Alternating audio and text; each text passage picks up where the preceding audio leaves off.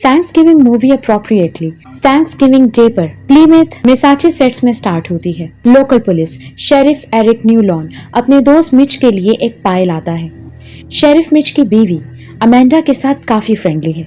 बदकिस्मती से उनका रात का खाना इंटरप्ट हो जाता है जब मिच को राइट मार्ट में अपनी जॉब पर काम पर जाने के लिए बुलाया जाता है। मिच के बॉस थॉमस ने फैसला किया है कि ब्लैक फ्राइडे थैंक्सगिविंग से शुरू होगा। इसके बाद एक बहुत बड़ी ट्रेजेडी हो जाती है जब थैंक्सगिविंग के मालिक की बेटी जेसिका अपने फ्रेंड्स के साथ मार्ट की सेल देखने का प्लान करती है।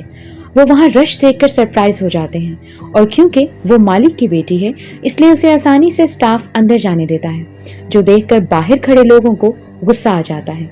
वेफल आयरन पर डील हासिल करने की कोशिश में एक हंगामा बर्पा हो जाता है। भगदड़ मचने से लोग मारे जाते हैं, अमेंडा भी मारी जाती है और बॉबी का हाथ टूट जाता है। ये 2008 में infamous real life black Friday की याद दिलाता है जब वॉलमार्ट के एक मुलाजिम को रौंदकर मौत के घाट उतार दिया गया था। मरने वालों में मिच की बीवी भी शामिल है जो अपने हस्बैंड के लिए थैंक्सगिविंग का कुछ बचा हुआ सामान ला रही थी। हमारी फाइनल गर्ल जेसिका राइट है जो भगदड़ के दिन अपने बॉयफ्रेंड बॉबी के साथ हिचकिचाते हुए स्टोर पर गई थी क्योंकि उनके दोस्त एक नया फोन लेना चाहते थे। मुमकिना तौर पर भगदड़ के लिए बहुत से लोग जिम्मेदार हैं। स्टोर का मालिक थॉमस है जिसने बड़े प्रॉफिट के लिए थैंक्सगिविंग डे पर स्टोर खोलने का फैसला किया। थॉमस की न्यू बीवी कैथलीन है जो वो थी जिसने थॉमस को ऐसा करने पर राजी किया। थैंक्सगिविंग डे पर यह सेल का आइडिया भी इसी का था।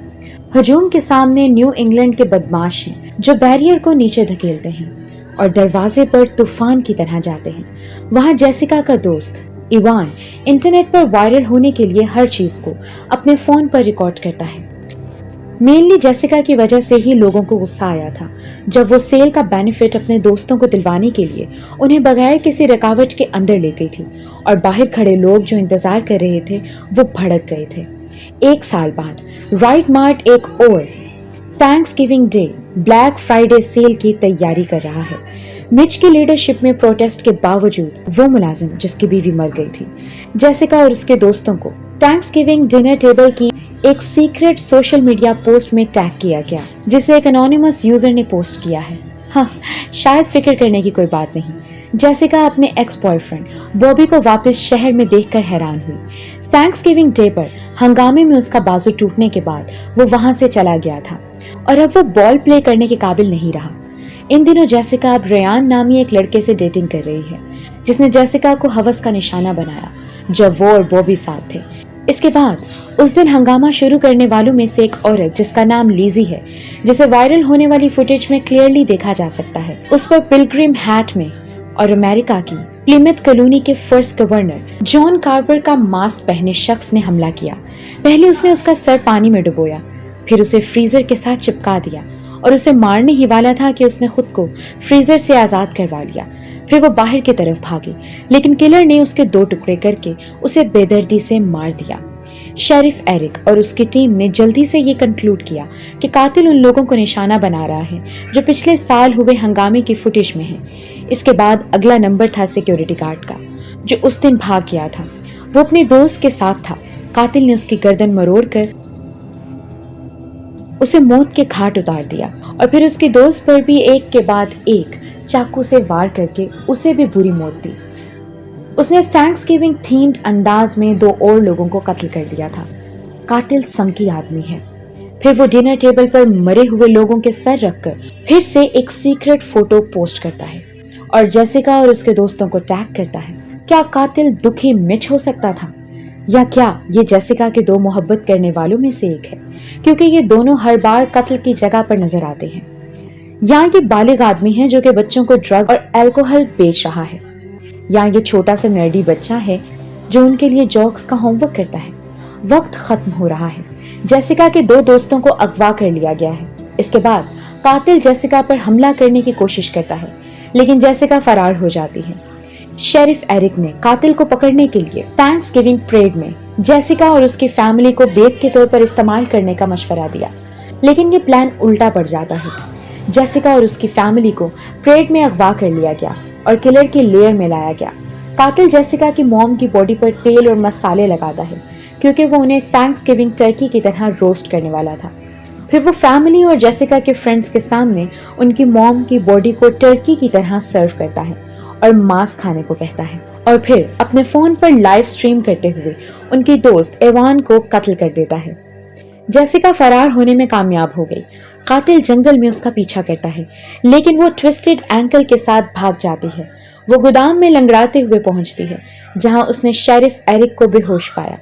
वो उसकी बंदूक लेकर गोदाम के अंदर गई और अपने एक्स बॉयफ्रेंड बॉबी को कातिल का मास्क उतारते हुए देखती है। लेकिन थैंक्सगिविंग कातिल बॉबी नहीं है, बल्कि शेरिफ एरिक है। जेसिका को पुलिस डिपार्टमेंट में एहसास हुआ कि एरिक कातिल है, जब वो शेरिफ के जूते पर जंगल की मिट्टी और ब्रैम्बल देखती है।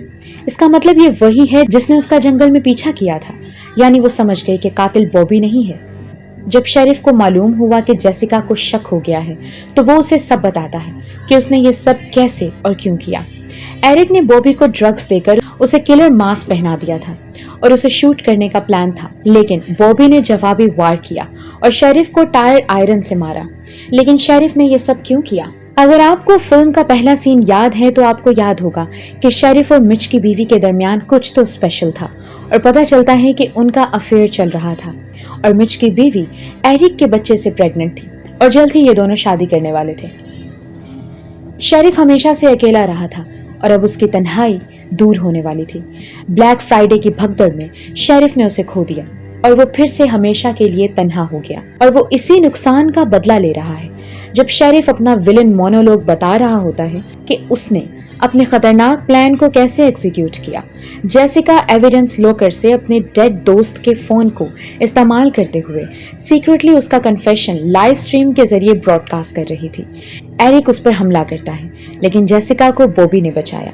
ये दोनों बॉबी के अंकल के टो ट्रक में गोदाम से फरार हो गए।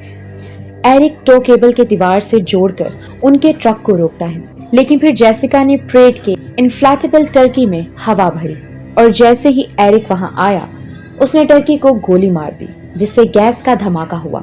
गोदाम में आग लग गई और जेसिका और बॉबी फरार हो गए। बाद में पुलिस ने जेसिका को यकीन दिलाया कि चाहे एरिक की लाश नहीं मिली, लेकिन धमाके में कोई भी जिंदा नहीं बच सकता और एरिक यकीनी तौर पर मर चुका है। लेकिन एक मास्क पहना हुआ फायर फाइटर का एक मखसूस सीन दिखाया जाता है, जिसने एरिक के कुल्हाड़ी से मिलती जुलती कुल्हाड़ी पकड़ी थी, जिससे हमें पता चलता है कि शेरिफ अभी मरा नहीं है। जेसिका भी यही सोच रही होगी, क्योंकि फिल्म के फाइनल शॉट में वो एक खौफनाक ख्वाब देखती है कि एरिक उसे मारने के लिए वापस आ रहा है और फिर मूवी का एंड हो जाता है।